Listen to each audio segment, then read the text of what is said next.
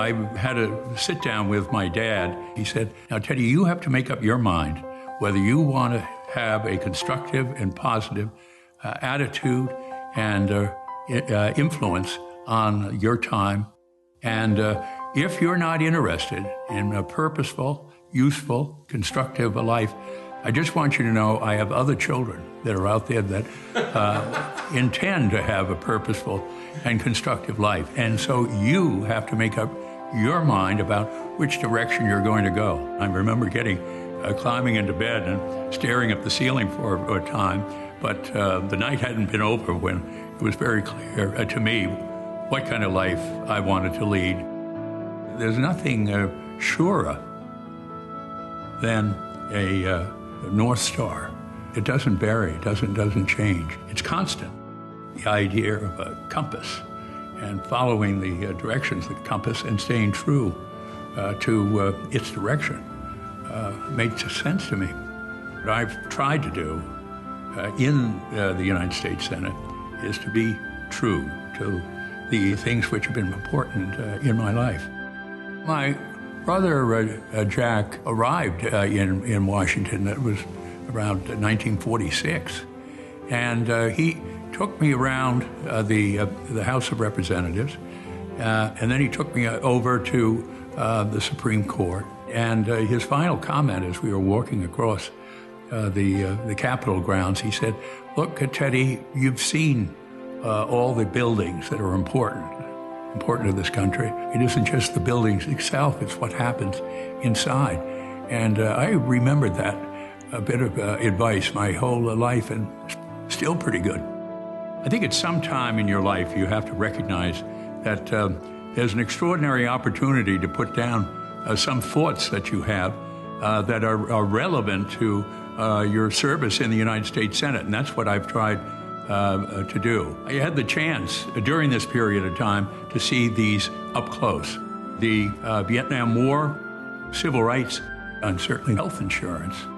With regards to the Iraq War, I think we would have an entirely different world had we been able to stop that conflict. Well, I've never shied away from being called a liberal, but what I have done is stand up for my beliefs.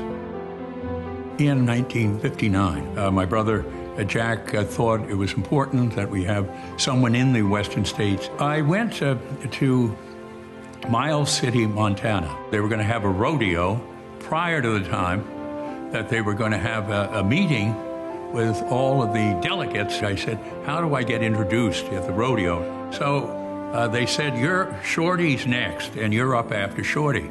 Just then, boom, out of the gate comes the horse. And right behind him is Shorty. And I look over there, and the Shorty lasts about 8 or 9 seconds, and then boom, off Shorty goes in the air, and then he goes down on the ground there. And then I saw something which was one of the scariest things of my life. This horse did what they call a corkscrew. When the horse stays in one place and keeps turning and turning and turning. And that is what happened to Shorty. And I looked out there, and Shorty had blood all over him. He was dusting himself off, and they said, now is your time. And so I ride Skyrocket, which I thought was rather an ominous name. I lasted 6.5 seconds.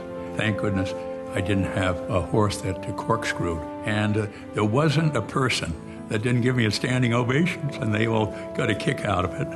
So did I.